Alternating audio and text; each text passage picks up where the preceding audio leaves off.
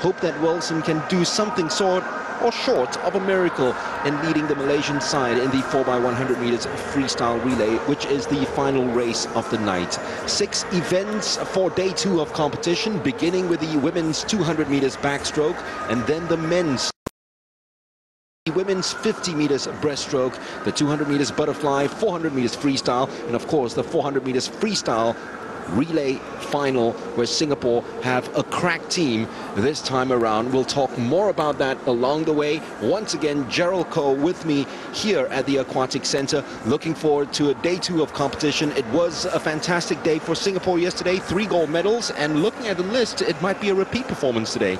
Good evening, Mark. Thanks for having me on board. Yes, I think 3 gold medals yesterday was quite impressive, and today as well, that's been a target, right? Coming in to get 3 gold medals. I think what they've scheduled in is for Roanne to win to defend her title in the 50-meter breaststroke, and obviously we've got Chung in the 200-meter butterfly, and then obviously the relay that you just spoke about, the men's 4x100-meter freestyle relay. Yeah, we'll talk about that in a while, because there are a few dream teams, and there are a few words being brandished with that term dream team, and sometimes it's used way too loosely, but this time around we can say that this is probably Singapore's dream team in terms of a freestyle relay. The Malaysian fans were very, very happy with Wilson's performance yesterday, and they have turned up in droves. I hear as well that they have even composed songs for Singapore while they were enjoying the venues and all the festivities at every venue of these SEA Games thus far. So the swimmers all set and ready to go. We talked about Roanne Ho, we talked about Kwa Tung Wen, and we talked about our 4x100 meters freestyle relay, but we haven't talked about a batch of Singapore swimmers that are going before that, and that of course starts with Faith Khoo and Hannah Kwek in the 200 meters backstroke, and then Lionel Khoo. Now that might be something special. If he manages to pull it off, he will become the first Singapore swimmer to win the 200 meters breaststroke at the SEA Games. Yes, he would be, and he looked really good this morning, right? I think the Thai champion Kitin, he looked a little bit tired, a little bit sluggish, whereas Lionel looked really comfortable, very long stroke. So I think Lionel has a very, very good opportunity this time to win the 200-meter breaststroke. Well, we'll see about that in no time as we await the arrival of the first batch of swimmers. Nguyen Thian Vien, there is the Thian Vien watch as well, not just from the Vietnamese, but from a lot of people who remember her feats of winning 8 gold medals from the last SEA Games in Singapore. She is slated for 2 events today, and 2 grueling events, including this, the first one. Yesterday, she won the 100 meters backstroke, and that, by the way, was her first victory in the 100 meters backstroke, which means she has won gold medals now in 9 different events.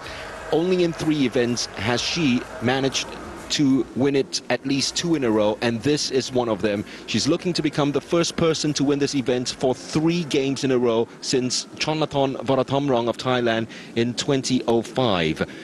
Only 3, and also become the only the third person to win 3 in a row in the 200 meters backstroke after Chonlathom and Nania Sujic of Indonesia. So she's the hard favorite, and she will go in lane number 4. The SEA Games record 2:14.12, her record 2:12.25. Cambodians not featured in the finals, and the Philippines, who had a wonderful SEA Games the last time out in terms of winning medals. Well, they're hoping that they win with Roxanne Yu, who is swimming beside Thian Vien in the 200 meters backstroke. They are looking for their first gold medal from a female swimmer since 1993, when Akiko Thompson won this event back when the SEA Games were held in Singapore. So Thian Vien watch, of course, 400 meters freestyle, her final event, but her first at 200 meters backstroke. And looking at the times this year, it looks as if it's almost in the bag for the Vietnamese. I would think so. Again, this is a race for her to lose. She looked really comfortable this morning. She wasn't taking it out hard. And given the swim yesterday, the 100 meter breaststroke, 100 meter backstroke, where she won it so easily, I think this is going to be almost a shoe-in for her in winning the gold. Yeah, I don't know whether she will go after those records as well, because knowing that she's got the 400 meters freestyle race still to come at the end of the night. But there she is, Nguyen Thian Vien, going after another gold medal, which will be her 13th at the Southeast Asian Games. Looking at the lanes right now, Nurul Fajar Fitriati, who was silver medalist yesterday at the 100 meters backstroke and third at the Islamic Solidarity Games in this event, is in lane number 1. Beside her compatriot Yesi Yosaputra, who was the 2011 champion and the last person to beat Viên Tien in this event. Hannah Kwek, who was 5th in 2015, is in lane number 3. And Tian Viên herself, already a gold medalist in these games, is in lane number 4. She also won bronze at the Asian Games in this event. Roxanne Yu, who looked very impressive this morning despite finishing only 8th in the 100 meters backstroke yesterday, swims in lane number 5. And Faith Khoo, the 14-year-old Singaporean who was 7th at last year's Asian Swimming Champs, is in lane number 6. Thailand haven't won a medal in this event since 2009. There's only been one Thai winner, that is Chanatom Voratomrong. They've got 2 swimmers side by side in lanes 7 and 8, Yamsan Phonpray and Araya Wongvat respectively. Araya was 6th in yesterday's 100 meters backstroke and 6th in this event back in 2015. So the SEA Games record held by Nguyen Tian Viên, set in Singapore. And she is a red-hot favorite here. Remember, that is not her best time. Her best time was clocked at the Asian Games in 2014, 2:12.25. She's the only swimmer in Southeast Asia to regularly go below the 2:15 mark in the 200 meters back.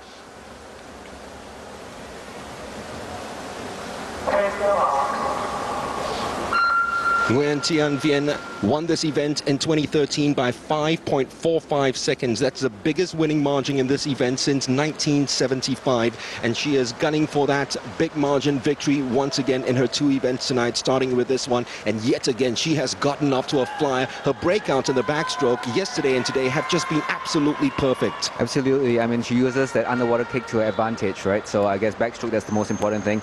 I'm surprised to see her taking out so quickly today. We'll see what happens in the second half, whether she might back off a little bit, as you mentioned, because she's got 2 events today. The only thing about it with the backstroke is that it's very hard to see where your competitors are. So, you know, that might not be a risk that she's willing to take, where she kind of slows down to conserve some energy for her second event. My goodness, the race is almost won after 50 meters and we still have 150 to go. Going at the halfway stage, Nguyen Tian Vien's already 2.5 body lengths, 3 body lengths ahead of her nearest rivals, led by Roxanne Yu and Faith Khoo, who is in 3rd spot at the moment. Still Tian Viên leads, and looking, we don't have split times here, but that is a very quick 100 meters in the 200 meters backstroke. Tian Viên in 1st place. Yu, I believe, will turn in 2nd, followed by Yosaputra, has caught up with Faith Khoo of Singapore, who is in 4th spot. Singapore looking for a medal. Last time out in 2015 was the first time in 7 games that they did not win a medal in this event. Nguyen Tian Viên looking for 3 in a row in the 200 meters backstroke. Well, the body is just shaking a little bit, and she's looking a little bit wobbly now as compared to what she did in the first 100 meters. Yeah, I think she's feeling the pain a little bit here, but I mean, she's so far ahead, it's not going to be a contest here at all. As we expected, Tian Viên will win this one, and win this one quite easily. And then she's got the 400 meters freestyle still to come. All hopes of Singapore go, of course, with Hannah Kwek and Faith Khoo. It is Yosaputra and Hannah Kwek slowly coming back now, trying to win a medal. No one's going to touch Nguyen Tian Viên. Is she going to touch the SEA Games record which she set in 2015? 2:14.12 is the record for her to smash. She has certainly smashed the field. Will the record go down with her as well? And the rest of the field, Yosaputra, who finished 2nd in the last 2 games to Viên Tien, will finish 2nd yet again to the Vietnamese vessel, who wins with a time of 2:13.64. That is a brand new SEA Games record. Great swim, very, very good swim from her. She was struggling towards the last 15 meters though. You could see her legs, her body position wasn't as high up in the water as it was in the first part of the race, but fantastic swim for Viên Tien.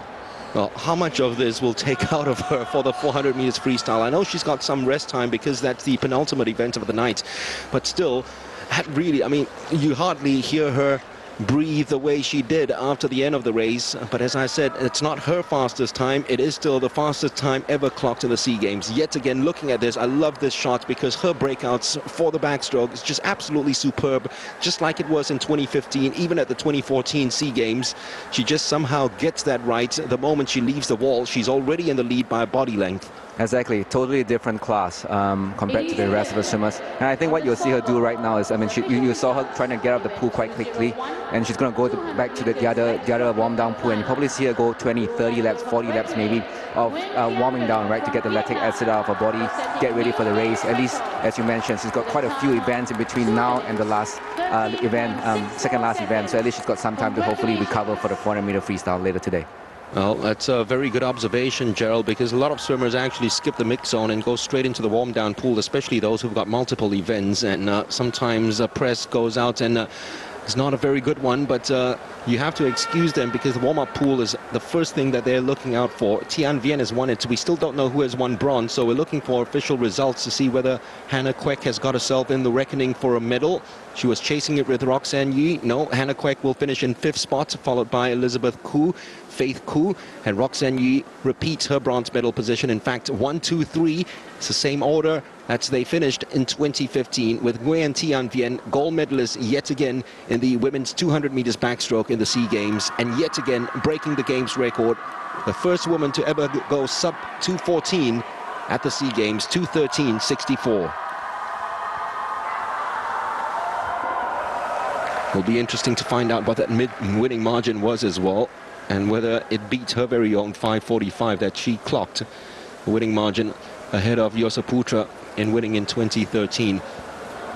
Well, the gold medals, when they come, usually have a rippling effect on the rest of the team, and we saw that as well with Singapore. So all it takes is one, then the tails are up and the rest of the team start moving in the right motion and right direction. And with Nguyen Tian Viên, it's 2 gold medals now for Vietnam in these Sea Games. So just like they were the second best nation in terms of gold medals won in 2015, getting off to a very good start, just 1 goal behind Singapore, who've got 3. I can tell you that Singapore need just 3 more gold medals to reach 310 in swimming. And that's an amazing figure, because we noted at the opening ceremony as well that swimming has contributed to 36% of Singapore's overall gold medals. I think in that race, I was actually quite impressed with what Faith Koo did. I mean, she came in 6th, but don't forget that she's only 14 years old. I think she's got a lot of potential, and we could see over 2 years, right? That's a long time for her to really improve. I don't know if she'll get to where the Vietnamese is at by 2 years' time, but, you know, coming in 6th with that time, I think it was 2:21. That's a very impressive time for her. I don't think it's a personal best as well, 2:21 for Faith Koo. Let's have a look right now. She clocked 2:22.03 in the heats. 2:20.83, that's her personal best, which she swam at the Nationals. So that time, round about that time, and you have those years to clock it down. And we've seen with the likes of Zhou and Zheng Wen already, you know, times can go down very quickly. When you're swimming, Gerald, how quick were your times going down between the ages of 14 to 18? Those were the best times of my swimming career, right? Every time you jump in the pool, you expect to do your best time. And then once you hit, you know, 22, 24, that's when it gets a little bit tougher. Every time you go in, you just hope for a little bit of improvement. Any improvement, you'll be happy with it. But yeah, I mean, at her age, 14 to 18, that's when, you know, every time she jumps in, she's going to expect to better her best time by at least a second or 2 seconds. Well, we certainly hope so, as we look forward now to the men's 200 meters breaststroke. As we talked about, Singapore haven't won a gold medal in this event. In fact, they've only won 1 breaststroke gold medal, and that came in 1989 in this city, Kuala Lumpur. Ng Yue Meng winning that gold medal in the 100 meters breaststroke. The 2 Vietnamese actually looks very impressive, especially the one in lane number 4, and we have hardly heard anything about them, except for the fact that they're young superstars who might be the next generation of Vietnamese swimmers to take over Hoang Ki Phuoc. So they have something in the locker, isn't it, the Vietnamese, in terms of the production of these athletes. I think he's only 16 years old, if I'm not wrong. But he looked like he took it out this morning. So I don't know, you know, how much faster he'll go this evening. I think the race is going to be between Lionel and Kitin. Lionel Keaton, let's not forget as well, Nathaniel Gagarin of Indonesia. He too has clocked some very quick times this year, including a national record which he set in winning his national championships in Palembang, 2:15.36. Here come the swimmers, led by Dennis Tiwa of Indonesia. Last Indonesian gold medalist in this event was in 1989 in KL, and that was Sugriat Wermandi. They've got two swimmers here to end that streak, that winless streak. Singapore have got Lionel Koo to make it a first time ever in this event, and he is in lane number 6. Dennis Tiwa goes second at the Singapore National Age Group Champs, 15 and over, 2:17.06, his best time this year. The defending champion is in lane number 2, Radamos Madjo of Thailand. He was also second in 2013 to Kitin Nutapong in this event. And then Nathaniel Yus Gagarin, who was 4th in this event in 2015. He owns the national record, 2:15.36 he clocked earlier this year. Pham Tan Bao, swimmer that we were talking about earlier on and how fast he went to the heats, 2:18.53. He and this man, Kitin Nutapong, the only ones to dip below 2:19 in the heats. His national record's also the Seagames record, 2:12.99. Lionel Koo will be happy that he's swimming side by side with the hot favorite Kitin Nutapong. He won last year's ASEAN University Games. Daniel Lim of Malaysia, the last Malaysian to win this, Elvin Chia, back in 2001. He's in lane number 7. And then Nguyen Hu Kim Son, this is the swimmer to watch. As we were talking about yesterday, when he finished 3rd in the 400 meters freestyle, he still has the individual medley as well as the 1500 meters freestyle to go. That's Nutapong's record, the only one to dip below 2:13 in the SEA Games. Nathaniel Yus Gagarin is one that might chase Nutapong all the way, but we're looking at Lionel to provide something really special in this race. So it's Tiwa of Indonesia in 1, Madjo of Thailand in lane number 2, Gagarin of Indonesia in 3, Tan Bao of Vietnam in 4, Nutapong of Thailand in 5, Koo of Singapore in 6, Daniel Lim of Malaysia in 7, and Hu Kim Son of Vietnam in lane number 8. He won the silver medal the last time, Lionel, and he's gotten off to a very quick start already. Lionel, Nutapong side by side with him, and so too Nathaniel Gagarin trying to stay in the race in the first 50 meters of the 200 meters breaststroke. They will turn in those positions all together, almost all together at the same time. When Lionel won the silver at the 2015 SEA Games in Singapore, it was Singapore's first silver medal in the 200 meters breaststroke since 1973, when Alan Lella won silver as well. So he's still staying with Kitin Nutapong, just half a body length behind and in prime position to attack. Kitin's got probably the best stroke among this whole field. You can see how his distance per stroke, he's taking the least number of strokes per 50. So that's going to be extremely important in a 200 meter breaststroke race. But it's good to see that Lionel's actually keeping up with him. We'll see what happens in the second 100. Well, the clock's already gone down in terms of the graphics on the TV screen, but I can tell you that Lionel Koo is second at the moment, just slightly behind Kitin Nutapong. He lost to a tie at the last SEA Games. That was Radamos Madjo. Radamos Madjo at the moment trying very hard to stay in this race, but Kitin has taken it out superbly strong. Long, loping stroke cycles. Lionel, has he gassed out a little bit now, or does he still have a little bit inside of his tank in order to attack the final 50 against Kitin Nutapong? The Thai, Nutapong, looking very, very strong. One more for Kitin Nutapong in this event, and he will win 4 and join Tolap Setsaton as the second all-time medals and gold medals won by a Thai swimmer, and also join Ratapong Srisanot, his hero, as the only ones to win this event 4 times. And surely now there's no catching up for Lionel Koo. A body length behind Kitin Nutapong. Lionel will be happy if he can repeat his silver performance. There is a charge coming up from lane number 2 as well, the defending champion Radamos Madjo. But Kitin Nutapong looks hot favorite here, and Kitin Nutapong will win the gold medal, which he vacated the last time out. Nutapong wins it for the 4th time, and we will confirm whether Lionel Koo has managed to be on the podium again by winning a bronze medal. It didn't look like it. It looked like the Malaysian guy just raised his hand. So I think Malaysia might have come in 3rd and pip Lionel to 4th place. Well, did he go out a little bit too fast chasing after Nutapong? That's the big question here, Gerald. The time isn't the quickest for Kitin, but he doesn't care, because the Chiang Mai-born swimmer has come right back into it again after going through 2015 out of shape after recovering from an injury. But he is back in 2017, showing us that he is still the premier long-distance breaststroke swimmer in Southeast Asia. It's as if he hasn't even left. But you're talking about it, the way he gets maximum propulsion in his strokes is just absolutely amazing. It is. I mean, if you compare his strokes from the first 2 laps and the second 2 laps, you can see that in the second 2 laps, he really quickened up his stroke. A lot less distance per stroke, but that's usually what you do in a 200-meter 200-meter breaststroke race, right? You try and take it out as easy speed as much as possible in the first half, and the second half is when the third lap is when you try and build that race, quicken your strokes a little bit, and then the fourth lap is, I mean, that's when you're in pain. It doesn't really matter. You just try and get your strokes in as quickly as you can.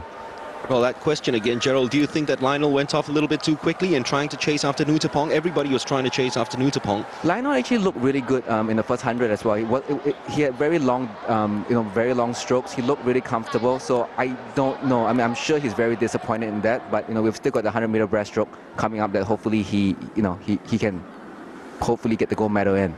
Right, 0.07 seconds he missed out on a bronze medal to Daniel Lim of Malaysia, but Thailand 1 and 2, just as it was in 2013 when Nuttapong pipped Radomir Smadjo, and Daniel Lim might be a new star in the breaststroke events for Malaysia, a country that's known through the years to produce some very, very good breaststroke swimmers, both male and female. So the men's breaststroke produces a slight disappointment for Singapore. Will the women's breaststroke sprint produce a golden one for the defending champion Roanne Ho from the Republic? She will go in with lots of hopes on her, but she will go in as hot favorites because she's been the only one in Southeast Asia to regularly go below 32 seconds alongside Fing Jing-eun of Malaysia. She's also got teammate Samantha Yeo beside her in lane number 3. This is an event that is so very well suited for Roanne, isn't it? It is. I mean, she's probably a head taller than everybody else in this competition. So this sprint and dash, this 50 meter is going to suit her really well. And later on, when you look at her stroke, she's actually got a little bit of a different stroke to most of the other swimmers within this race. She doesn't bring her head up too high above the water. So you can see her really just moving her head barely above the water to take a breath, and then she comes back down. Whereas with the other swimmers, they tend to have a bigger pull, get their head up higher, and then they throw their hands forward. So her stroke is a little bit different from the other swimmers within this field. Somehow she still manages, despite the fact that she doesn't get high enough, she still manages to get that wonderful whip in her strokes to propel her forward. And that's the reason why she's been winning the Southeast Asian Championships. I remember watching her at 2014 as well at the Sea Swim Champs, and she was just a totally different class when it comes to the 50 meters breaststroke. We're waiting for the women to arrive in just the third time that the 50 meters breaststroke is swum at the Sea Games. Roanne's national record is also the Sea Games record, 31.45 seconds. And as I said earlier on, the only one alongside Fing Jing-eun to go below 32 seconds in the field. And this year, she's the only one in Southeast Asia to go below 32 seconds. And in the heats, she was the only one to go below 32 seconds. So we can almost call her Roanne sub-32 Ho. It's great to see Roanne back. I think she had a couple of incidents this year, a couple of injuries, one with the punctured lung, I believe, that she suffered from this year. And then she's had some shoulder injuries as well. And I think she wasn't sure whether she'll come back to swim. But I think she's really overcome all the injuries. And I'm glad to see her back, and she looks like she's in top form from this morning's swim. Also, talk on Samantha Louisa Yeo, who hasn't got an individual gold medal in the Sea Games despite her multitude of medals, and she will be hoping for an upset here against her teammate. She will be in lane number 3, and it's most likely going to be 4 and 5, but if there's going to be a surprise, look out for Anandia Ivato of Indonesia in lane number 2, who set a new national record at the Singapore National Championships just a couple of months ago. It's Roanne looking pensive for the moment, and it's around this part, Gerald, you've been in this part before.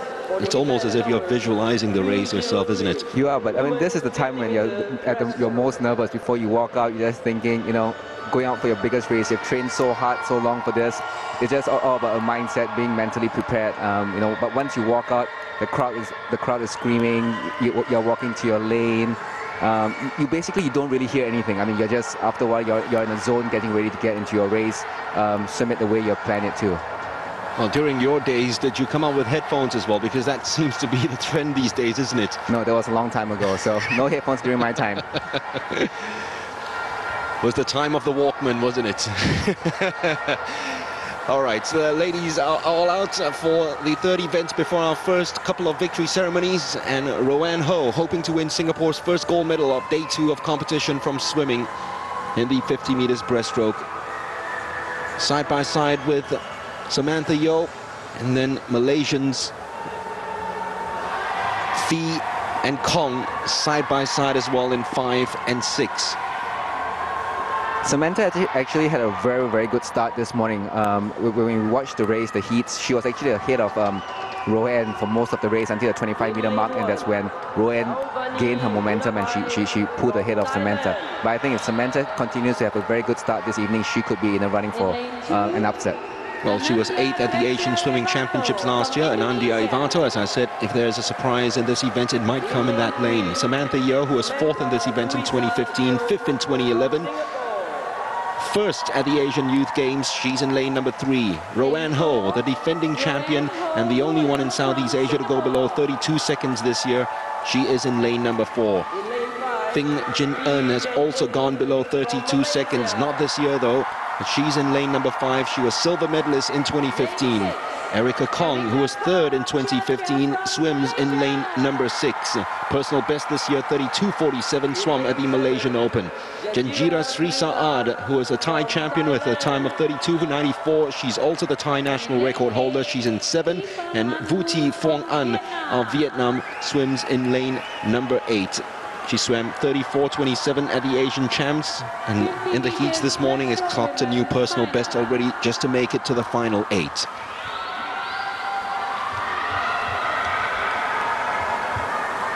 Malaysian hopes go with Fing Jin Eun, the next batch of golden breaststroke swimmers to follow the likes of Xiao Yiting. But Singapore have got Roanne Ho, who has been queen in this event for the last 5 years in Southeast Asia. So Roanne goes once again. She was first already at the Singapore National Age Group Championships, first at the National Championships, and she wants to continue this trend. But it is a very good start at the moment from Janjira Sri Saad of Thailand. Roanne, though, coming right back into this, chased by Fing Jin Eun of Malaysia. Roanne Ho in lane number 4, just slightly ahead. Janjira Sri Saad, despite the very good start, is now lagging behind. Roanne Ho just slightly, half a body length ahead of Jin Eun. Can she keep this up now? Jin Eun is really giving chase, hoping that the Rorschach crowd will come on, but Roanne Ho will win it for Singapore, just 0.25 seconds ahead of Fee Jin Eun, and it's Samantha Yeo who clinches bronze. Again, very much a similar race to what we saw this morning, where Roanne, in the second half of the race, that's when Roanne really showed her class, where she managed to pull away from the team, from the rest of the field. Samantha Yeo gets another bronze, but for a while, Janjira Sri Saad just got off to a flying start, didn't she? Lane number 7 from Thailand. And Jin Eun was keeping pace with Roanne for the first 25 meters. But as you said, Gerald, she showed her class and just manages to find that extra energy and extra power in her locker that Jin Eun didn't have. And there was no catching her in the final 10 meters. So Singapore win gold, and Roanne Ho defends her title. That's the start we're talking about from Janjira Sri Saad. We saw that this morning as well. She's so quick to react off the blocks. But from here on, in the middle of the pool, was when Roanne said, this is my race. I take over from right here. Right till the end. The crown is kept.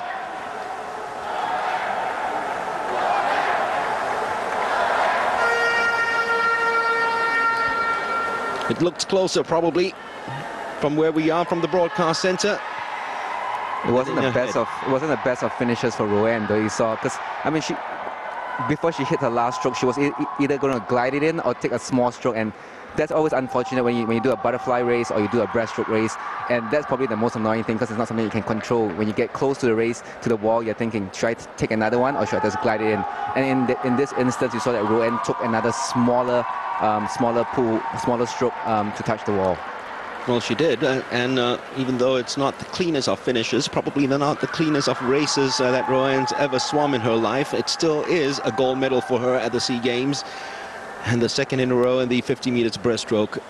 I've always wanted to ask of this, Gerald, do you actually count your strokes for things like the breaststroke or maybe even the butterfly or the backstroke that you're swimming for 50 meters?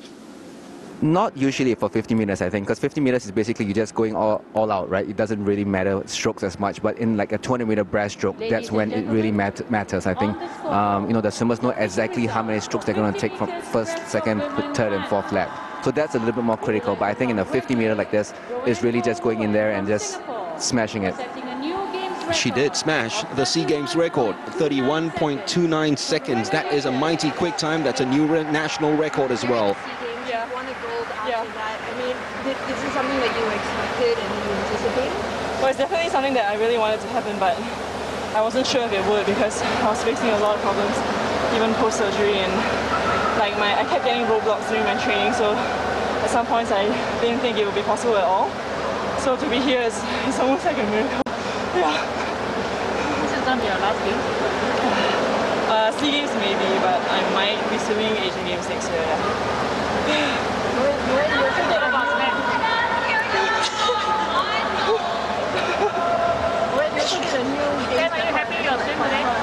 Definitely. I mean, I cut a lot of time for my 50. I don't swim a 50 very often.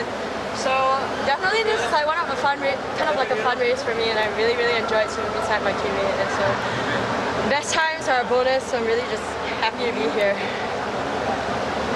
Were you aiming to break your own record in this game, in this race? Yeah, definitely I was, because I was also aiming for the Commonwealth Games qualifying of 31.47. So I knew if I just got a personal best, then I would be able to do it. So yeah, that was definitely a goal. Rowan, maybe can you just talk us through, the journey from the time you got injured? I mean, coming back and winning. I mean, how difficult was that? I think this interview would be like 2 hours long if I went into it. I don't know how to say it. Like, I think to summarize, it's just like I really thought that it wouldn't be possible. I almost gave up. But I just had a really strong support team. Like my family, my coaches, my teammates, they always said like, I can definitely do it. I should just take it one day at a time. And they will always be like with me. And they always so sad. I can't come on me. It's so sad. I'm just so happy that I had all this support. And yeah, I'm really happy and really grateful. Losing fitness? Oh yeah, I definitely lost a lot of fitness. Like, even till now, I still can't keep up with most of my team, which is actually quite embarrassing. But then they kept saying like, it's okay, you just have one lap to do in Malaysia. So I was like, okay then. So yeah, I will definitely be trying to get my fitness back to what it's supposed to be. So yeah, that's going to be an interesting training journey. Where would this rank? I mean, when you look at this gold medal, I mean, the circumstances, everything that's gone through compared to everything else. Where does this rank? I don't know. I guess it is one of the best things that has ever happened to me in my life, because it's really like, this time last year I wasn't even swimming yet in the water, so to be here 1 year later and like winning the gold for the country is just unbelievable. Will you still be only swimming one event next year in Asian Games? Oh, there is the 50. I'll probably also train for the 100, but my focus is definitely the 50. Yeah. Is the Asian record your target to meet? Well, it'll be nice because that was done in the super suit, so if I do it, then it'll be super awesome. Yeah. Okay, thanks. Thank you. Rowan Ho talking about a tough journey that you mentioned earlier on, Gerald, and she did say as well, it's only one lap. Would that have affected her if she was maybe, taking part in the 100 or maybe the 200 meters breaststroke? I think so. I don't think Rowan swims the 200-meter breaststroke anyway, because given her size again, right? I think she's more built for the sprint event. So with the 50, I think lack of training maybe that doesn't play as important a role. But we'll see what happens in the 100-meter breaststroke. I think the second half, I think that's where maybe her lack of training, given her injuries, may be a big part. Well, the sun is setting here in Kuala Lumpur, and the Singapore flag will be rising in a while thanks to Rowan Ho, who's won our first gold medal this evening, and Kwa Tung Wen is coming up next in the 200 meters butterfly to hopefully win the second in day 2 of competition.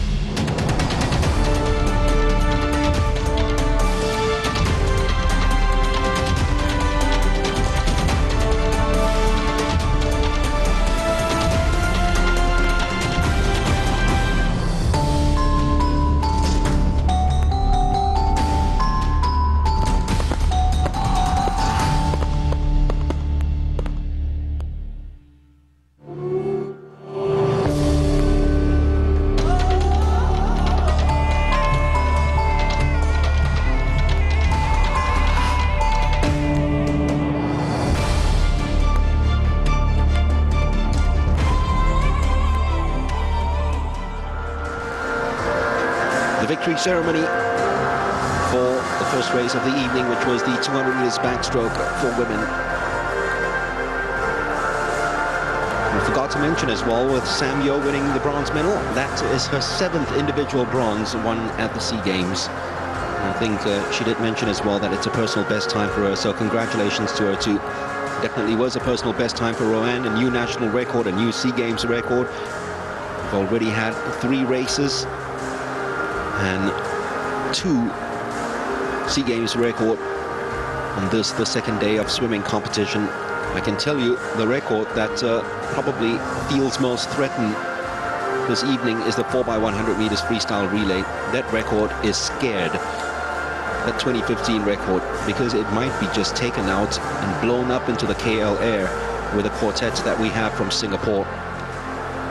I can report right now that the quartet will include Joseph Schooling, Danny Yeo, Darren Lim, and Kwa Zheng Wen.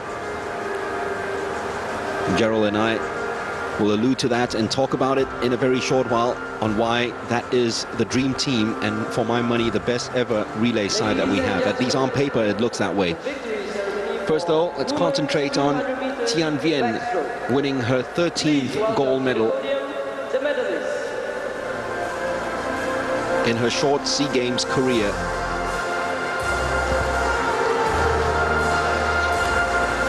In terms of gold medals won by a female athlete, this is what she has done in just her 4th SEA Games.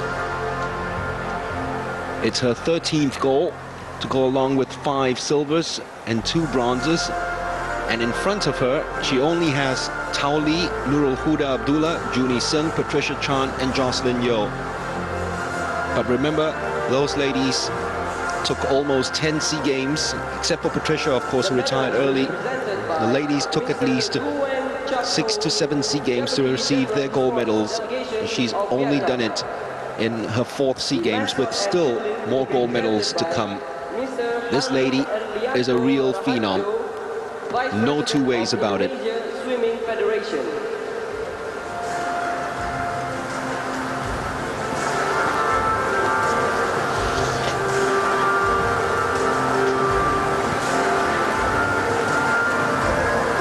The double in the backstroke, 100 and 200 now. Roxanne Yu once again has to settle for bronze, just as she did in 2015. Bronze medalist, Philippines, represented by Roxanne Ashley Yu, with a time of 2 minutes, 0.19.98 seconds. Her personal best time this year, but not her personal best, which was clocked at the Youth Olympic Games a couple of years ago in Nanjing.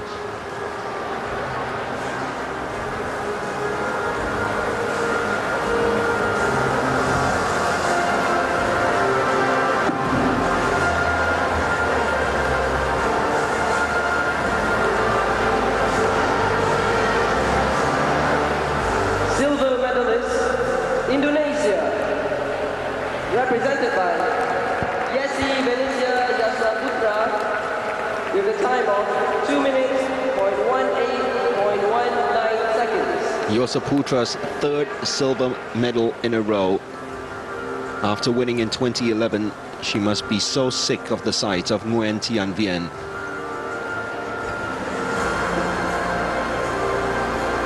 All 3 times, she's had to play bridesmaid to the one and only queen. And ladies and gentlemen, gold medalist and SEA Games champion with a new game record time of 2 minutes, 0.13.64 seconds, represented by Tian Viên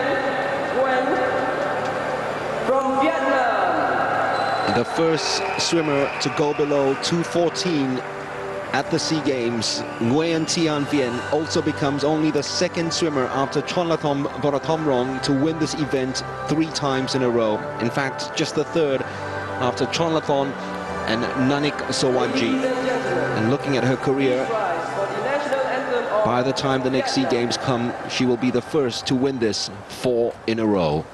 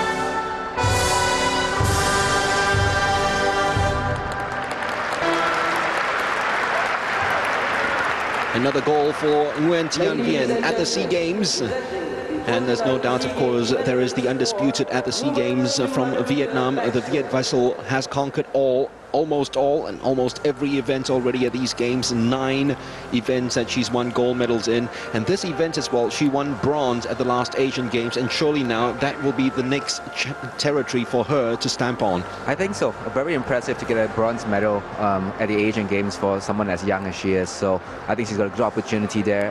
You know, she trains. You mentioned earlier she trains in the US. She trains back in Vietnam. She's got 2 coaches. So I think she's with the strong support team that she has. You know, we could still see her improve heaps and bounds over the coming years, I think. And you're looking at the race earlier on. I mean, from a very objective coach's point of view, what do you think she needs to work on in order to catch up with the likes of the Japanese and the Chinese, who are probably the best in the world in terms of the backstroke events, who will be there at the Asian Games too? I think it's probably the underwater. Even though she looked really good in underwater here compared to the rivals within this field, you know, when she compares it to the Japanese with the Chinese, then it's a total different ballgame. You know, we didn't really see her use the whole 15 meters off each wall. And usually when you talk about world-class swimmers, they always use that 15 meters because, you know, you're a lot quicker kicking butterfly underwater than you are swimming on the surface. So a lot of world-class swimmers do that. I think that's something that she hasn't really done as much of. So I think for her to be competitive within that Asian Games level, which is like the world level, then she really needs to get better at her underwater kicks using that 15 meters allowable range. She probably is in the right country to work on those underwater kicks, because the USA work on those underwater kicks and those turns of the walls more than any other country. Correct. I mean, in the US, the college season, they always swim in 25-meter pools or 25-yard pools, where it's almost more than 50% of it is from your turns and from your underwater. So that's where you see her really improve her underwater kicks. We see Yosaputra entertaining the Indonesian media, and Nguyen Thian Vien is entertaining the Vietnamese media as we get prepared for the second victory ceremony, which will see Thailand winning their first ever gold medal at these games. Once again, it's Kita Nutapong. It's a wonderful story, isn't it? Back-to-back breaststroke events, and both featuring athletes who actually had to come back from injuries and winning. Keaton and Rowan Ho. So we'll have that in a while. But Faith Koo, in case you missed this race earlier on, finished in 6th, and Hannah Kwek repeated her 5th place performance at the last Sea Games. Just missing out on the medals, just behind Nurul Fajar Fitriati of Indonesia. And Nguyen Thian Vien still has the 400 meters freestyle to go, and it's a very interesting question that you brought up earlier on, Gerald. Just talking about it while the Vietnamese national anthem was playing. It'd be very interesting to find out what happened yesterday at the 200 meters butterfly, because she kept pace with Jingwen. In fact, she was leading after 100 meters, and the moment Jingwen kicked off the wall at that 100-meter mark, that was when Thian Vien almost gave up on that race. It looked like it, right? I mean, we thought that maybe she was sick, she didn't train enough, or she didn't have enough stamina to finish the 200-meter butterfly, because she went from first to, she finished 4th in the 200-meter butterfly yesterday. But obviously, with this race that she just finished in the 200-meter backstroke, she looked really good, really comfortable. She looked like she has the stamina for it.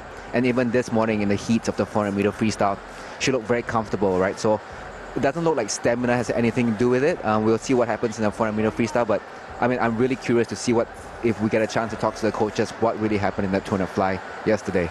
Right, the 200 meters breaststroke victory ceremony to happen in a while. And if you missed that race as well, I can tell you that Lionel Koo just missed out by 0.07 seconds in terms of clinching a medal. No one was close to Keaton Nutapong. Lionel tried to live in the same bedroom as him for the first 50 meters. But Keaton just pulled further and further away from then on. It's a good bronze medal as well for Daniel Lim of Malaysia, an up-and-coming swimmer from a country that produces very good breaststroke swimmers.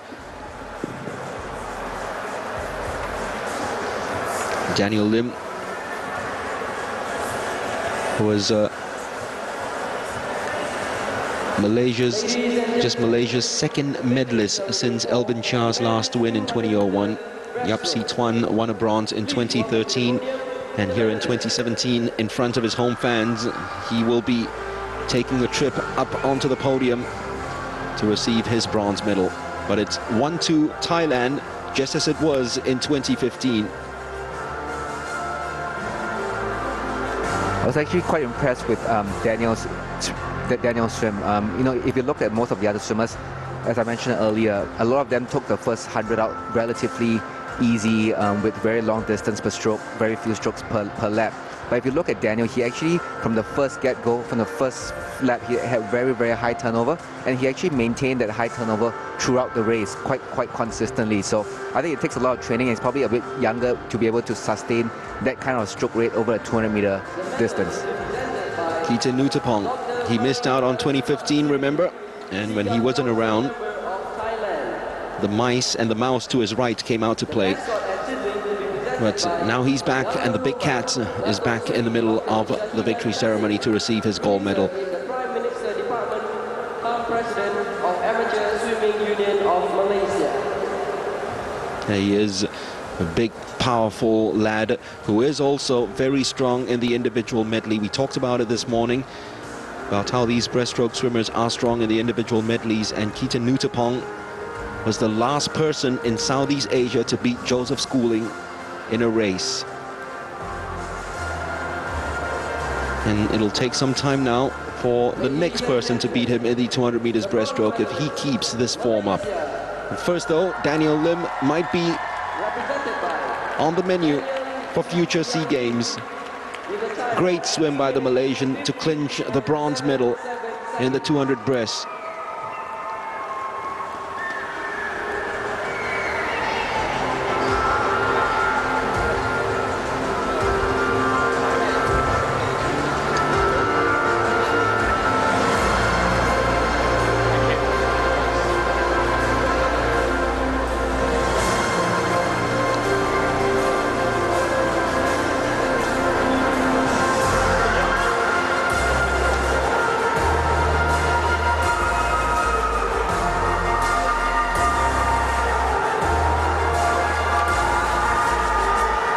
Ladies and gentlemen, silver medalist, Thailand, represented by Radomyot Majur. Radomyot Majur 2 minutes 14.96 seconds. returning to his silver medal position in the 200 meters breaststroke. He won the Thai age group championships, but same thing as 2015. Nuttapong wasn't around. And sometimes these swimmers just love to stamp their authority and show you who's boss. And Keaton Nuttapong is one of them. The way he celebrated after that really has brought back all the memories of what has happened over the last couple of years, where he's had to deal with injuries and all that stuff, missed out on the 2015 SEA Games. But a man who's been winning since 2009, 2011, 2013, and even won the Asian Youth Games in 2009 in this event, is back on top of the SEA Games, Southeast Asia, 200 meters breaststroke for men, all over again in 2017. Welcome back to the top of the world, Keaton Nuttapong. Ladies and gentlemen, please rise for the national anthem of Thailand.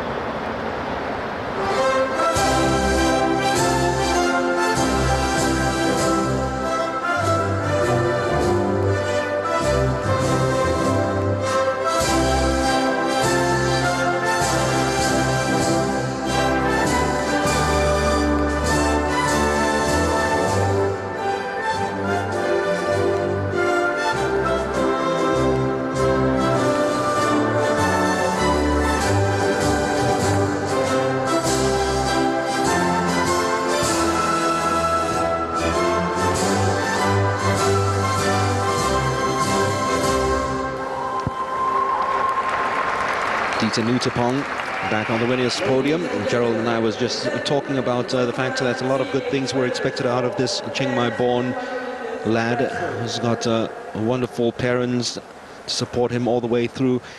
In 2009, when he won the Asian Youth Games, everybody thought that this was going to be the next big thing, not just in Southeast Asia, but in Asia as well. He's qualified for finals of the Asian Games a couple of times already, but both times he finished 7th in 2010 and 2014. Maybe next year, if he continues this form, it might be higher than that, and who knows, it might be on the podium, but then yet again, you're looking at an event that is probably owned and homed by the Japanese. It is. I mean, I think within the Asian level, the Japanese are absolutely the best at the breaststroke, right? That breaststroke is such a technical event, such a technical stroke. The Japanese have it right down. I mean, they have it right down in terms of the way the stroke should be, the kick should be, the one pull, one kick underwater, the plunge. They've got it right down. So I think Japanese, we've seen them win the Olympic gold medals so many times. So that's something that they've always had an edge in. So for Kitin to break into that scene, it might be a little bit difficult for him. Yeah, and look, the Japanese aren't even top dogs in Asia at the moment in terms of the 200 meters breaststroke. It's a certain Dmitry Balandin of Kazakhstan. So if you look at the competition, them and then of course the Chinese, they'll always be in the reckoning. But between the Japanese and Dmitry Balandin, it's going to be pretty hard for Kitin, but I'm sure he'll hit the waters training all over again. But that stroke today, those stroke cycles look very, very good. He looked so good in the first 100. I mean, it was very easy, very few strokes per lap. And that's his game plan, right? I mean, obviously the first 100, try to have what we call an easy speed, be very comfortable, and, you know, slowly build up on the third 50, build up your strokes, get your heart rate, stroke rate a little bit quicker as the third 50 progresses, and then on the last 50, you really go as quickly as you can. I mean, the stroke rate doesn't. I mean, then you do not want distance per stroke on the last 50. Well, the last time he beat Joseph Schooling was, of course, in the 200 meters individual medley. We talked about it this morning, Gerald, and for those of you who missed out on it, as I was saying, you know, these breaststroke swimmers, they make fantastic individual medley swimmers as well. They do, because breaststroke, I mean, out of the four strokes within the individual medley, breaststroke takes the longest time. And that is where, you know, a good breaststroker can really overcome many seconds over someone that's not as good in the breaststroke. And that's why you always see a lot of good individual medley swimmers tend to have very, very good breaststrokes as well. It gives them a very easy competitive advantage over everybody else. Well, we're halfway through day 2 of competition at the swimming venue here in the Bukit Jalil Aquatic Center, as the Thais enjoy their first gold medal in the swimming competition from the 2017 Sea Games. Singapore have already got a gold medal thanks to Rowan Ho in the 50 meters breaststroke. That victory ceremony will be upcoming, but first the 200 meters butterfly, which features Kwa Tung Wen. And then we have the women's 400 meters freestyle, where Nguyen Thian Vien will be red-hot favorites once again to defend her crown. And this morning, in case you're wondering, I know a lot of people were a little worried when they saw that Kwa Tung Wen only qualified as, what, 4th or 5th fastest from the heats this morning. I can tell you, when he got out of the pool, we didn't even see his chest move. So, I mean, you know, he was so relaxed in the heats this morning. I think it was only 9 swimmers in the heats this morning, right? So he knew that all he needed to do was just to beat one other competitor. Turn up. He'll make it into the finals, right? So, I mean, no one really cares what happens so long as you make it into the finals. Heats don't matter as much once you're in the finals. And, you know, we'll see him. I mean, we'll be very surprised, as we spoke about it, if he doesn't win this race, right? His best time is 3 to 4 seconds faster than his nearest competitors. Absolutely right. I mean, just his best time this year, 156.76 at the World Champs, is almost 5 seconds ahead of Huang Ki-Fok, who's not swimming on the field, and then after that, Ong Jun-Yi of Singapore, who is in the field, and Thailand's Navapat Wongcharoen, the Thai national record holder. So that's how much the difference is between Kwa Tung Wen and the rest of the field. It's going to be one of those Wilson Sim, Joseph Schooling scenarios all over again, and Nguyen Thian Vien scenarios, where he's going to absolutely demolish it. At least that's what we're looking at. His personal best time, of course, remember, was clocked at the Olympic Games in the semi-finals, 156.01, when he actually missed the finals by 0.08 seconds. It was heartbreaking for him. But this is an event where, from a backstroke specialist, all of a sudden he showed a lot of interest in it, and he's just been knocking down his times religiously, relentlessly over the years, over the last couple of years especially. Yeah, I mean, we spoke about this morning as well. I think Zheng's stroke in the butterfly is very much suited towards the 200 meters, whereas when Joseph Schooling swims it, we can see that he's more into the 50 and 100-meter butterfly, right? So, what we'll see is Chung really use the 15 meters after every wall. He's going to make use of that 15 meters. I mean, he's got great underwater kicks, and he'll use that to his advantage after every turn. Well, after that build-up, we will be waiting for Kwa Tung-won to show up for the 200 meters butterfly, because that's the next final.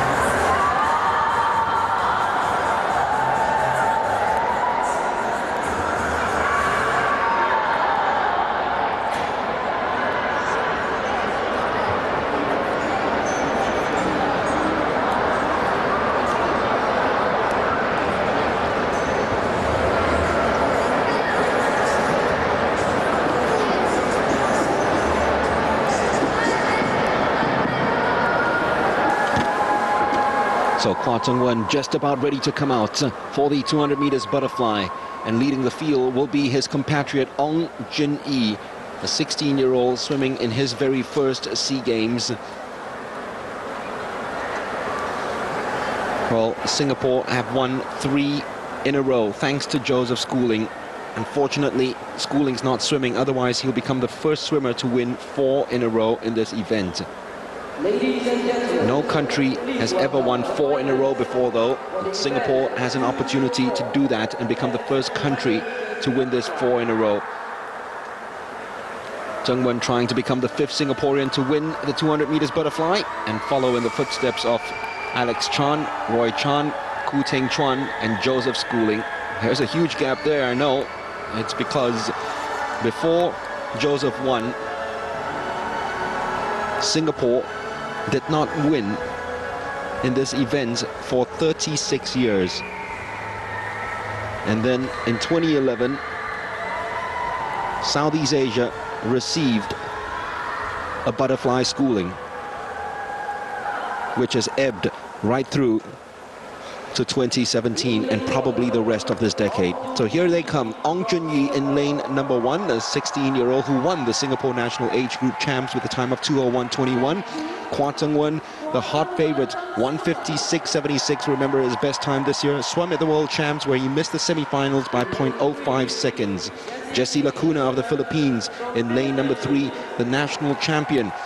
In lane number 4, Navafat Wongcharoen of Thailand, the national record holder, 2:00.84 is his national record. He was 4th in this event in 2015. Phang De Tia of Malaysia.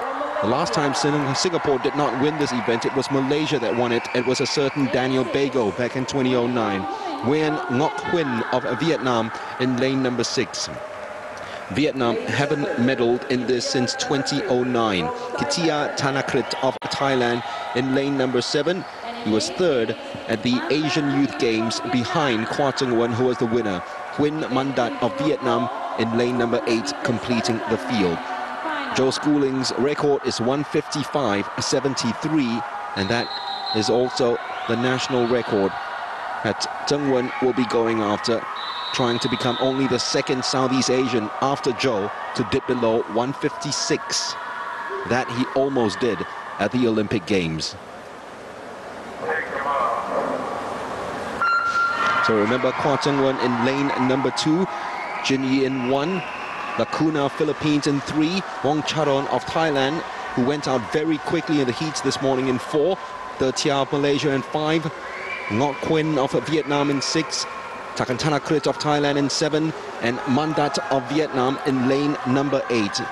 Kwa Tung-won has gotten off to a flyer, literally, and this is where he usually does most of his work, off the wall, lovely underwaters, breakout, absolutely superb for Kwa Tung-won, and just off the wall alone, he has taken a body length lead ahead of the rest of the field, ahead of his compatriot Ong Jun-yi already. He has, I mean, We saw it off the start. Chung used his 15 meters underwater, as I mentioned earlier. That's where his strength is. He's used it to his full advantage. And then, interestingly, now we see in lane 1 Jingyi, right, following Chen Wen. So hopefully, Jingyi, this is his first SEA Games that he can keep it up. Obviously, that's his first 100. Hopefully, he can continue at this pace to get a medal. Well, Chen Wen knows he's going to destroy this field as he is now after the halfway stage of this race. He still has the 4x100 meters freestyle relay to come. Do you think he's going to hold anything back, or is he going to go after this record? I think he's going to go after the record. I think this might be, if I'm not wrong, this might be the first time he's swimming the 200-meter butterfly at the SEA Games as his first event during a single day, right? In the past, when he swam 200 butterfly, he's always had another event before that. So, this is his first chance to really prove what he can do, and I think he's going for the record. I don't think he's going to hold back anything. Well, Jingyi has gassed out a little bit now in the last 50 meters, and because of that, he ceded second spot to Vietnam's Nguyen. At the moment, though, no one's catching Kwa Tsung Wen, who's got the record in his sights, 155.73. That is what he is after. Does he have enough, though? Jingyi is coming back strong. Well, he's got to hold on now because the rest are catching up. Kwa Tsung Wen does not break the record. He goes for the time of 157.95, and Jingyi just misses out on the middle. But Kwa Tsung Wen, an easy winner, as we expected in this event, 157.95. I really feel for Jingyi over in lane 1. He looked like he was on pace to come in second. I think he had a very bad touch, and we saw the other two competitors, reach the wall before he did. He did everything within his power to be in that second spot position, but it's such a pity that something as critical as touching the wall on the right aspect, he missed out on that. And Kwa Tsung Wen has won the 200 meters butterfly, and that gold medal now moves him to 7th on the all-time list. It's his 7th gold medal. Actually, it moves him to 6th on the all-time list, side by side with a certain Roy Chan, who used to dominate this event. How apt. It's also Tsung Wen's 17th medal at the Games, and that means that he has overtaken David Lim to be 2nd on the all-time list in terms of medals won by a male at the SEA Games. Kwa Tsung Wen, in what has been a golden decade of male swimming for Singapore, typifying that and winning by a country mile, almost 15 meters ahead of his nearest rivals. Would you believe it? Before we had that schooling in 200 meters butterfly swimming in 2011, no swimmer had dipped below 2 minutes at the SEA Games, and now we've had 2, and they're both Singaporeans. I mean, I think they can break 2 minutes any day that you want them to, right? It's so easy. I mean, they've gotten so much quicker, Zheng and Zhou. They've done so well for themselves. And just having the 2 of them together competing against one another really has brought Singapore swimming to another level. I don't know if he's got time to entertain the interviewers at the mix zone, because he's got the victory ceremony plus, of course, the 4x100 meters freestyle relay still to come. Yet again, the only one to dip below 2 minutes is Kwa Tsung Wen. Fang De Tia swam superbly for Malaysia to finish in 2nd spots, and just 0.1 second behind Navafat Wongcharoen was Ong Jin-yi, who was in 2nd spot for 100 meters of that race, and in that last 50 couldn't maintain that position. Gold for Singapore, though. They couldn't repeat at gold, silver performances of the last 3 SEA Games, but that is Singapore's 2nd gold of the night, which means they are now just 1 gold medal short of the mark of 310 gold medals. The next gold medal won by Singapore will be 310 at the SEA Games, and will be the 200th gold medal since it was turned into what is now known as the Southeast Asian Games in 1977. We're talking about 40 years since 1977, winning 200 golds. That is an amazing, fabulous stat. I mean, they're way ahead of any other country in terms of winning gold medals in swimming, Singapore. It is. I think swimming has always been one of Singapore's strongest sports, and I'm glad to see that, these guys have really brought it up to another level. Again, Zheng and Zhou, they're not only swimming a couple of events this SEA Games, they've really let the next generation of swimmers come up, prove what they can do, and I think we've got a few more years where Singapore swimming is going to be at the top of this game. And I always believe that, and I've said it time and time again, especially during the SEA Games, I always believe there are swimmers and there are racers. What Singapore has at the moment in our golden generation of male swimming is two boys who are not just swimmers, they are actually racers. They don't know when the race is lost.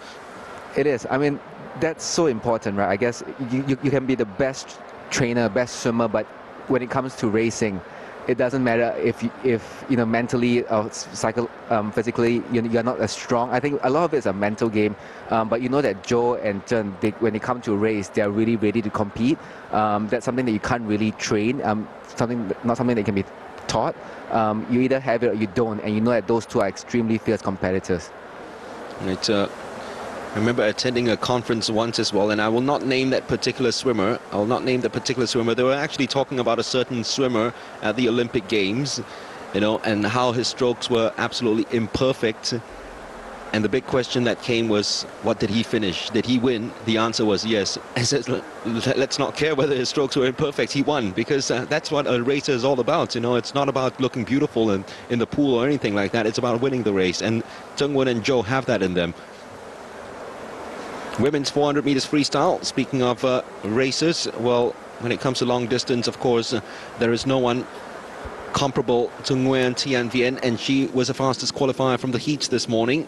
Natanan Jongkrajang, the lady who has won the most gold medals in terms of female Thai swimmers, also qualified in lane number 3.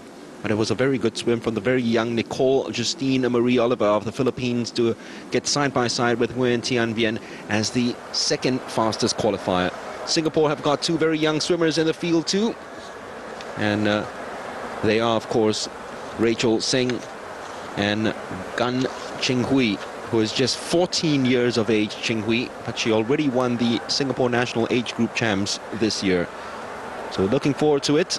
And that women's team, which was a crack team, I remember in 2009, they just took home gold after gold with the likes of Lynette, Amanda, Tingwen, of course there was Tao Li there. And every time you need a regeneration, and 2017 might just see a new regeneration with the Singapore side introducing these young swimmers into the fray. Yeah, we do. I mean, we've got a couple of swimmers that are 14, 15 and 16 years old, right? That's so impressive in terms of how the Singapore Swimming Association has really groomed this next generation of swimmers. So again, you know, I think Singapore is going to be really on top of this game, whether it's talking about the men swimmers or the women swimmers. They've got a very, very good pool that they can rely on. So lane assignments right now, starting with Reina Saumi of Indonesia in lane number 1. They haven't won a gold medal, Indonesia, in this event since Elfie Nasution won in 1991. So they have two side by side in lanes 1 and 2 to make sure that that drought is ended. Risa Dewi, who cracked a new national record at the Singapore National Championships for 17.92, her personal best this year. She's in 2. Natanan Jongkrajang, we were just talking about it. She was first in this event in 2011. She is in lane number 3. Nguyen Thi Vien, 14 goals now. If she wins this, she was 26 at the Olympic Games and did not start at the World Championships because of the bug we were talking about. Nicole Justine Oliver, who actually cracked a new national record at the World Championships for 1923. She's in 5. Amiga Himatongkom of Thailand is in lane number 6. She was 3rd in this event in 2015. Then Rachel Singh of Singapore, who was 6th in this event in 2015. She's in lane number 7. And Gan Ching Hui, the 14-year-old that we were talking about, who finished first in the Singapore National Age Group Champs with a personal best of 4:19.61, the first time she's ever gone below the 4:20 mark. She is in lane number 8.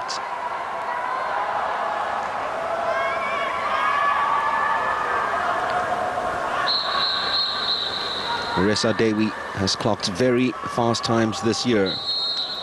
Oliver will be one to watch for the future. Future is now, though, in terms of Nguyen Thi Vien and her pursuit of goal number 3. Remember, she's in lane number 4. Natanan Jongkrajang might want another medal because that'll put her up to 18 medals now and make her the most be-medaled Thai female swimmer if she wins a medal here. So Reina Saumi in lane number 1 for Indonesia. Lane number 2, Risa Dewi. Remember her national record, 4:17.92. She was also 3rd at the Islamic Solidarity Games earlier this year. Jongkrajang of Thailand in 3. Nguyen Thi Vien of Vietnam in lane number 4 turns first. She won this by 9.13 seconds in Singapore. You heard me right, 9.13 seconds. That's how much she won it by. The biggest winning margin since 1985 when Nurul Huda Abdullah beat Afira Nasution by 11.02 seconds. And Singapore haven't won this since Jocelyn Yeo did in 1995. Only 4 Singapore winners: Jocelyn, Junie Sung, Elaine Sung and Pat Chan. And hopefully Rachel Sung and Gan Ching Hui will win it one day, maybe not this time out, but getting on the podium against what is a very, very experienced field might give a feel-good factor and probably give them some good memories to take in their pursuit of a medal in this event. It is, but I mean, we're looking at Tian Van now. I mean, she's just taken this race out again very quickly. We could possibly see something, a repeat of what we saw in the 200-meter backstroke, right, where she's in a class of her own. Amazing. I mean, we're putting it at the third 50 of a 8-lap race, and she's really miles ahead of everybody else. Her fastest time this year, 4:11.52. The next fastest in Southeast Asia is 6.4 seconds behind Nguyen Tian Vien. That could end up to be the winning margin. She is slightly ahead of Oliver of the Philippines. The Philippines haven't won a gold medal, remember, since 1993 in women's swimming from Akiko Thompson. They won a bronze today earlier on thanks to Roxanne Yi, and it'll be good enough for them if they can actually get into the podium as well. Now keeping pace with Oliver at the moment is Himatongkom of Thailand, and Natanan Junkrajang is actually in 5th spot, 3.16 seconds behind Nguyen Tian Vien. Himatongkom will turn in 3rd spot. The 2 Singaporeans at the bottom of your screen, Rachel Seng and Gan Ching Hui, at the moment turning in 7th and 8th. But Tian Vien is just miles and miles away from the rest of the field, and she's just streaking away right now. As always, with her training in Indianapolis in the USA, trying to work the walls as much as possible, get that streamline and propulsion going. And in the 400 meters freestyle, it's something that she says that she is very interested in for the rest of her career, along with the medley races. Now, just that 50 alone, she almost beat the field by a full second in just that 50 alone. Look at her. I mean, she's just in a different class of her own. The third, again, similar to the 200 meter, where the third lap's the most important. In the 400 meter as well, where you see a lot of competitors make a move, is in the third 100, right? That's typically where a lot of swimmers either back off because they want to save the energy for the last 100, or they would make a move during the third 100. And we saw that Tian Van, even though she's in the lead, she actually extended it by quite a bit during that third lap. That's another lap that's extended by a full second. She's just extending laps by a full second at the moment ahead of the rest of the field. My goodness, if she wins it, the next competitor might be 25 meters behind her, half the length of the pool. I won't be surprised by that, because that is the margin at the moment. Nguyen Tian Vien is totally way ahead. She's living in a totally different time zone now as compared to the rest of the field. Himatongkom turns in 2nd spot, and Natanan Junkrajang is trying to stay on the map of relevancy in terms of catching Nguyen Tian Vien, but surely she's too far behind against this Viet vessel as she continues to stream along effortlessly. At least she makes it look effortless from where we are. Tian Vien will be winning, but I don't think it'll be good enough to crack her SEA Games record. She has won by another huge margin. The chasm between Vientiane and the rest of Southeast Asia, there for all to see, just 4.58 seconds ahead of 2nd place. And I say just 4.58 seconds because in terms of Nguyen Vientiane's victories in the SEA Games, 4.58 seconds is probably just nipping it. That's a close race for Nguyen Tian Vien, 4.58. I think the girl in lane 5, you spoke about her earlier, Nicole. I think she's very young, and we saw she made a very big mistake. I think she took it out too quickly. She tried to follow Tian Van over the first 100, first 150. Actually, the first 100, that's when she tried to follow it, and you saw that she really suffered for the second half of the race, right? I mean, here, we're watching the replay. This is the 2nd lap. She's the one on the right of Tian Van, and she really tried to follow Tian Van.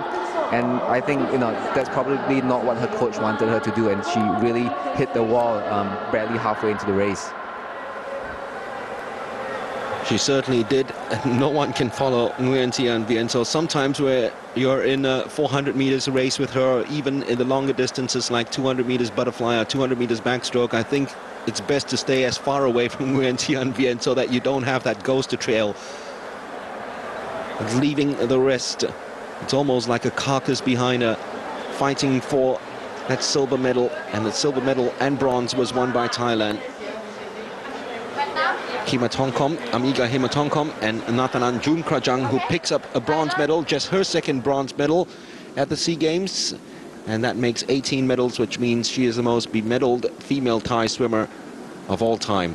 Nguyen Thi Vien, though, the only Vietnamese winner in SEA Games swimming in terms of their females, wins yet again.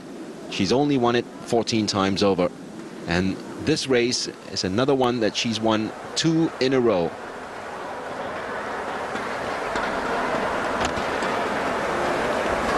So one more race to come, and that is the one that we've been anticipating all night long.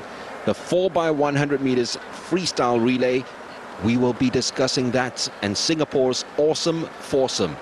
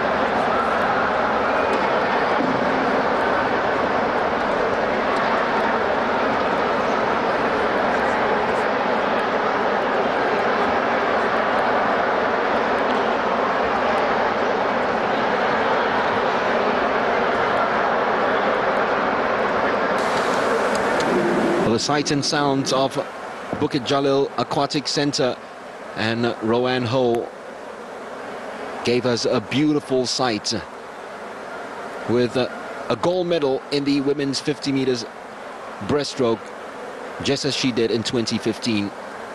And after that, she spoke about it, she joked about it, that she was going to talk about what happened to her over the past couple of years. It'll take an hour. They didn't have enough time for her, but I'm sure she'll have a lot to tell and a huge story to tell. But what she went through over the past few years, I'm sure the emotions must be ringing out in her. She's only human, right? To actually remember what she went through over the last couple of years and then still come here and win the title again in SEA Games record time. Of course. I mean, I think she didn't think that she would, if you ask her this question 6 months ago, just at the start of this year, whether she'd be swimming the SEA Games. I mean, I don't think she would have known, right? Given the injuries that she's had. I mean, I think the punctured lungs, that's something that was so major that it happened during one of the world competitions, and she had to be hospitalized for a few days. So obviously that was quite a scare. And I think after that she had something, an injury with her shoulder as well, that put her out of the pool for quite a while. So I think given those 2 major injuries that she's had, I mean, she's just very grateful to be here at the race, at the SEA Games, and just to win that gold medal is a topping on top of the cake. Right, were you clued in as to what happened with the punctured lung and how it occurred and what happened after that? No, I don't know what happened, but I remember it was either at an overseas competition or they were in a training camp. So it was quite a scare for the coaches, right? Suddenly having to put her in the hospital and finding out that she had a punctured lung, not being able to travel and having to stay at that overseas hospital for quite a while. Well, that sounds pretty serious, but when she came down and back to serious business in terms of swimming, she has discovered yet again that no one has come close to her in terms of a 50 meters breaststroke in Southeast Asia. Phi Jing'en tried to live with her for 25 meters of that race and dipped below 33 seconds, to be fair to her. But still, Roanne Ho was queen of the lot.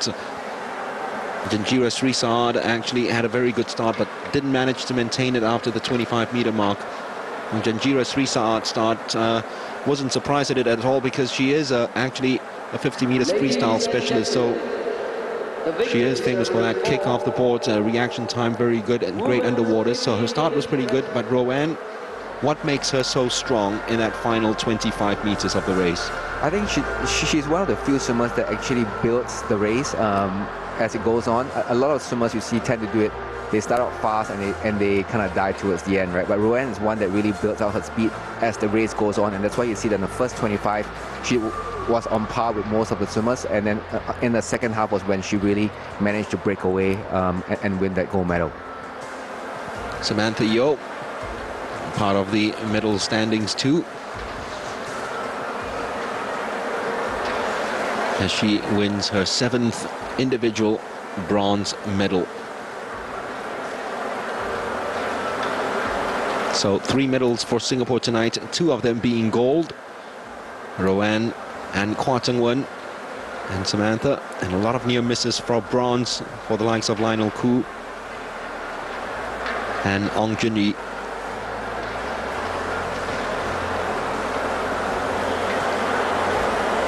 Rima welcoming the athletes for the victory ceremony, of which we have waited a mighty long time for them to just clear the deck. The technical officials going to take a little break, and then after that they'll have to bring them back again before the final race of the evening. We'll have 2 victory ceremonies, both with the Singapore national anthem. That's this and the 200 meters butterfly.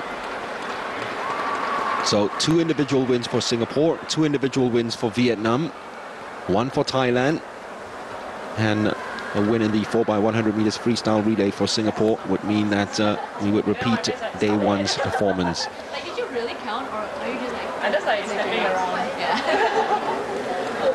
But I gave up. It's too much. It's apparently 500 in the hotel. No. Are there, how many are there in your like room? Well, that's the thing about the SEA Games, isn't it, Gerald? And you've gone through this yourself. You are competitors in the pool. You want to smash each other's faces when you get inside the pool. You don't like the sight of each other when you're in the swim caps and you've taken your tracksuits off. But when the tracksuits come back on and when you're in the call room, they're actually very, very good friends. It is. I mean, it's amazing, right? I mean, I still spend a lot of time. I still talk to my competitors from Thailand, from Indonesia. So it's a great environment where, like you said, right, you want to kill the person next to you in a race, but after it's all done and dusted, you remain really good friends. And even after you retire from the sport, you're still very close to them. You know, you visit one another whenever each one's in the other one's country. So it's a great, you know, I think it's a great sport. Yeah, that's right. And it helps as well that this event is organized every 2 years, so you get to, it's almost like it's catching up after every 2 years. So Roanne Ho receiving gold yet again in the 50 meters breaststroke. Samantha Yeo with another bronze, individual bronze. She'll be looking, of course, for the 100 meters breaststroke, where she probably feels that she's better in. But for her, I believe as well, it's going to be a personal best time.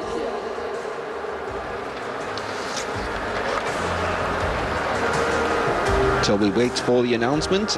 The results weren't actually given out as Minister Tan Chuan Jin is brought on to give out the medals.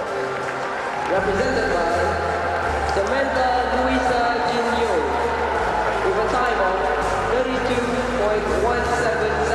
32.17 seconds means Samantha Yeo actually shaves 0.39 seconds off her personal best, which she set in winning the AYG back in 2013.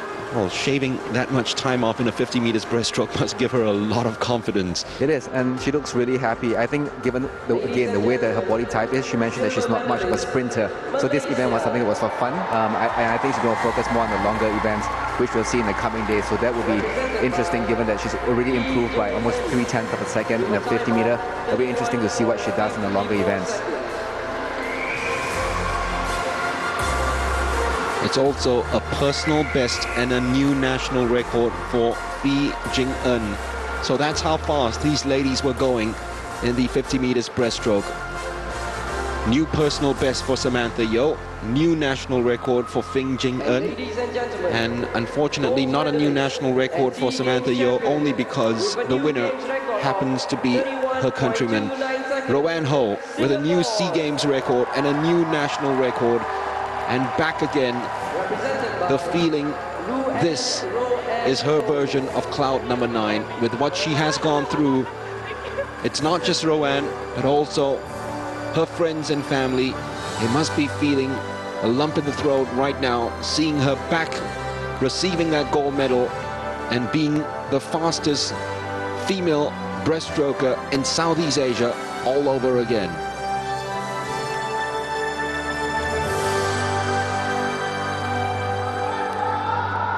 Ladies and gentlemen, please rise for the national anthem of Singapore.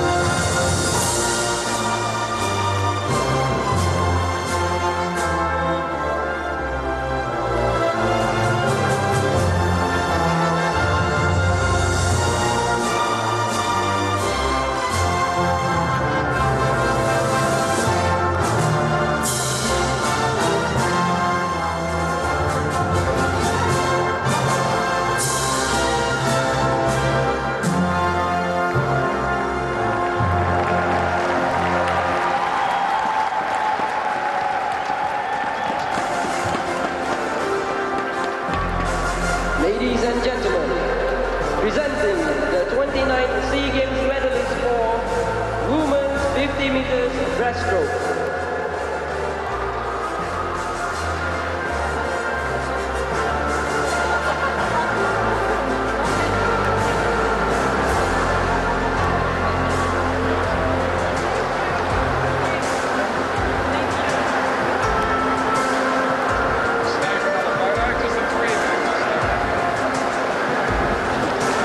Rowan, Seagames champion, just as she was in 2015.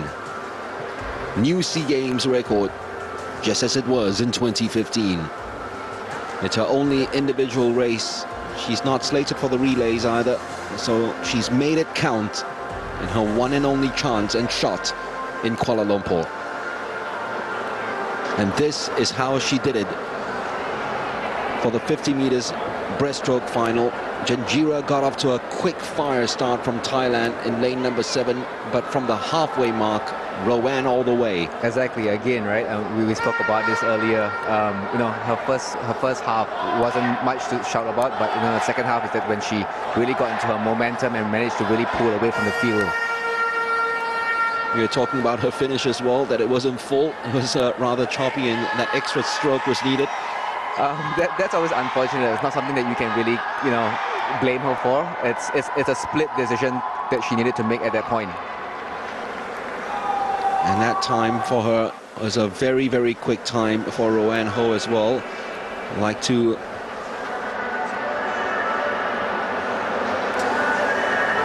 so her time, I can tell you that her times going into this were actually the 8th fastest time in Asia, not just Southeast Asia, in Asia. So I'm interested to find out exactly what that time is. I know it's a new Seagames record, but we weren't shown the graphics in order to look at it. 31.29, which actually makes her the 6th fastest in Asia this year.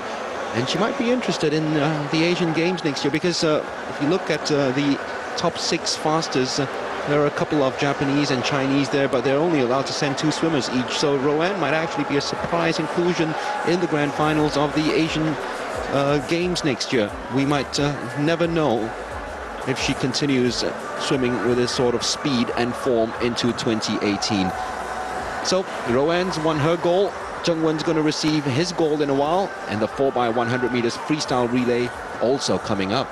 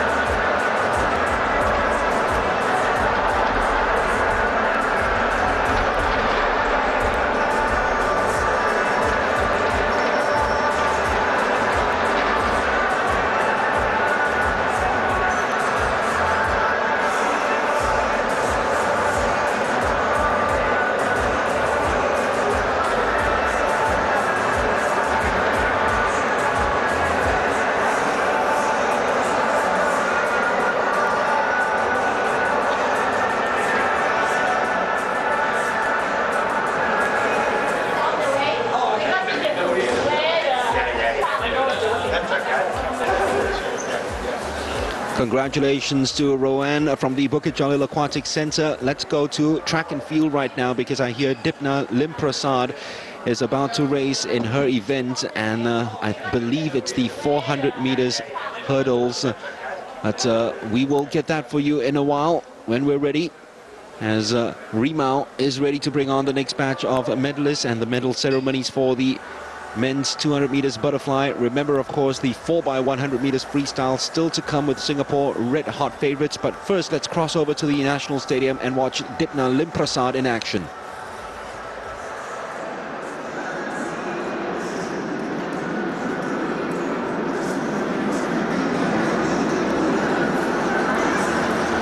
So this is the start list for the women's 400 meter hurdles final. Osana Winato, Sairatul Izati, Nguyen Thi Huyen of Vietnam is the defending champion. The woman to watch for, Dipna Limprasad of Singapore, goes in 6. Yuttamas Kongkam will go in 7, 8 and 9. Faiza Mazlan of Malaysia and Go Chu Ling of Singapore.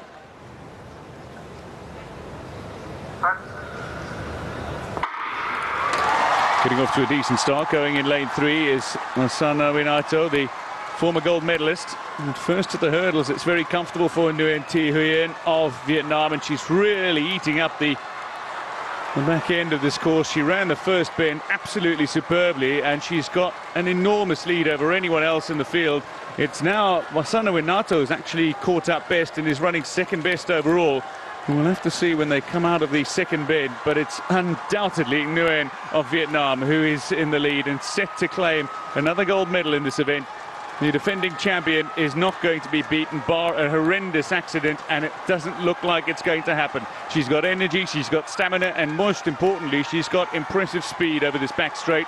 Well, the Asian record is not going to be in danger, but perhaps the Seagames record that she set is going to be in danger here.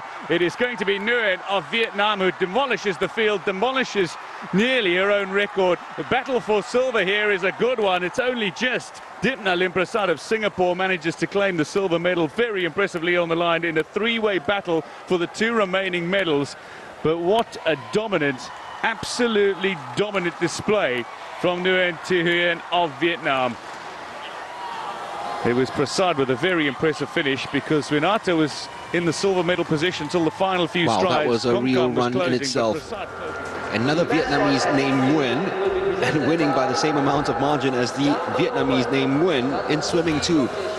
But congratulations to Dipna Limprasad. What a comeback from her in the final 10 meters of that race to clinch the silver medal. I believe that's her best performance ever at the SEA Games. Silver in the 400 meters hurdles. Well done indeed, Dipna Limprasad, one of the nicest people you'll get to know. So very happy for her. So Kwa Tsung Wan makes it 309 gold medals for Singapore with victory in this, and the 199th since this event was turned into the Southeast Asian Games from the Siap Games. And this was another one of those swims that were dominated. He homed his rivals from the moment he took off the blocks.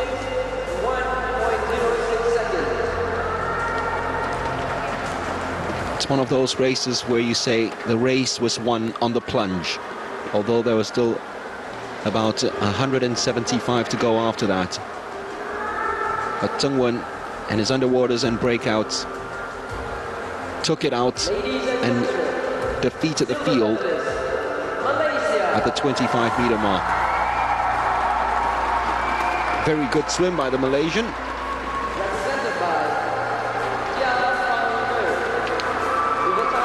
He's got very big shoes to fill. And he's still short of the national record held by Daniel Bago. But as I said, that name Daniel Bago means he does have very big shoes to fill. And maybe over the next couple of years, Bago's record will be in his sights of 158.99. Well, will Schooling's record be in his sight? 155.73, remember, clocked in 2015. Hua Zheng has come so close over the last 2 years, from the Olympic Games to the World Championships, and going sub 156. He hasn't done it here at the Sea Games, but still, it's good enough. And sometimes he wasn't pushed enough as well to go below 156. We have to remember it. But it's good enough to win the gold medal in the 200 meters butterfly after winning silver in the last 3 editions. Hua Zheng, gold medalist yet again at the Sea Games.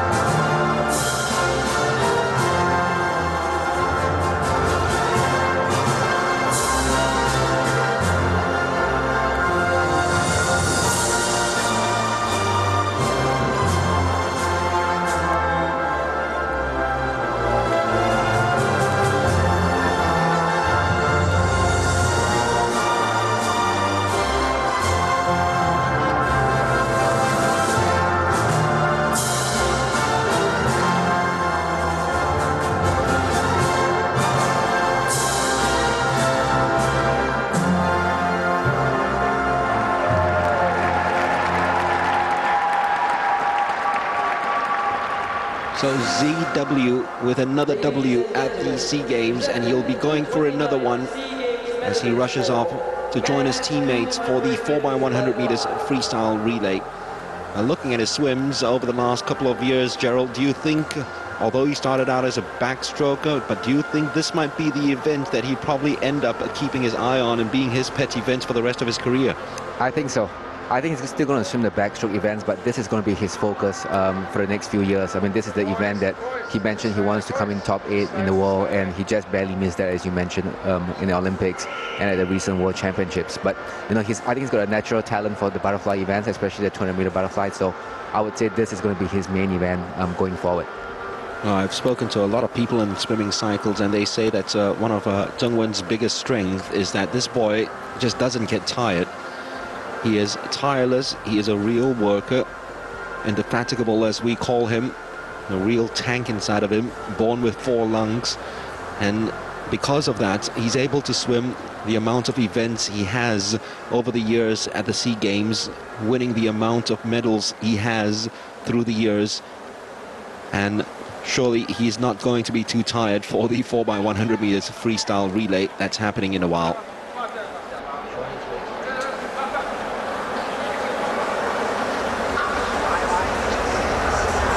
So there it is, Hua Zheng, gold medalist, finally in the 200 meters butterfly. And what do you think is his biggest strength in this race, Gerald, a 200 meters butterfly? I think it's probably his strokes. I mean, for some reason, he's got a very unique butterfly stroke that suits the 200-meter butterfly. You know, like how people say Joseph's butterfly stroke is actually a little bit non-conventional, but it suits him for the 100, the 50, and the 100. Likewise for Zheng Wen, it's his stroke, how he's so efficient, and he doesn't really take that many strokes per lap. I mean, they've done some comparison from the Sports Institute site where, you know, they compare the number of strokes that he takes versus Michael Phelps versus Chet Leclos, some of the top butterflyers in the world. And Zheng Wen is actually a lot more efficient than Michael Phelps is in a 200-meter butterfly, which is extremely impressive as we know it, right? So, you know, that's something that I think that's why I think he's going to really focus on the 200-meter butterfly going forward. And team spirit's absolutely high for the Team Singapore squad. And Kwa Zheng Wen very much a part of that spirit, which has been bedded through courtesy of their new coach Stefan Wittmer and Gary Tan as well, who's been there for the last 4 SEA Games already. I more expected bronze medal, but it's a silver, so it's a kind of surprise for me. Okay. So tadi macam mana competition tadi you tengok from the gold medalist punya fight tadi? Do you think that actually you boleh beat dia tapi at last you dapat silver atau macam mana?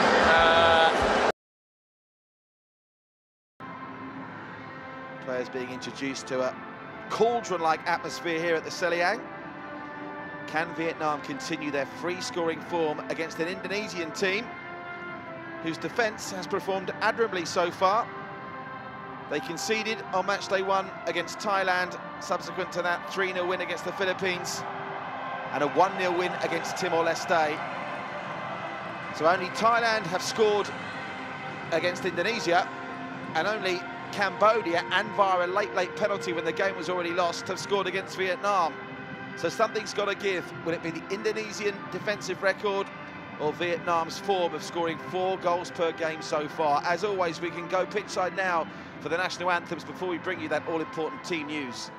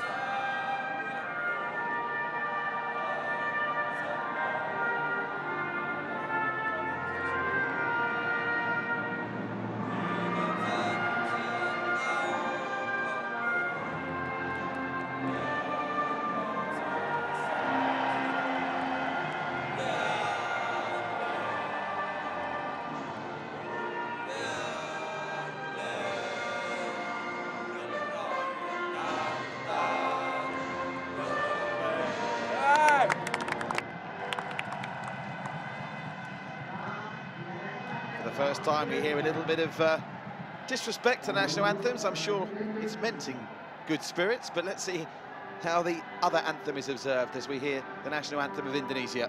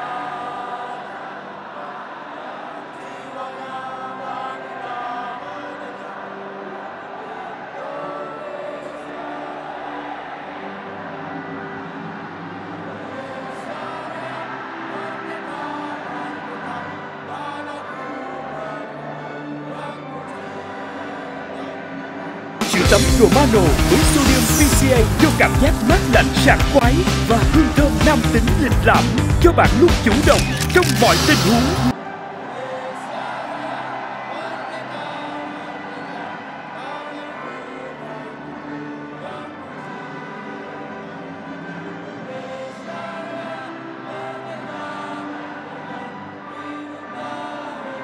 Sữa tắm Romano với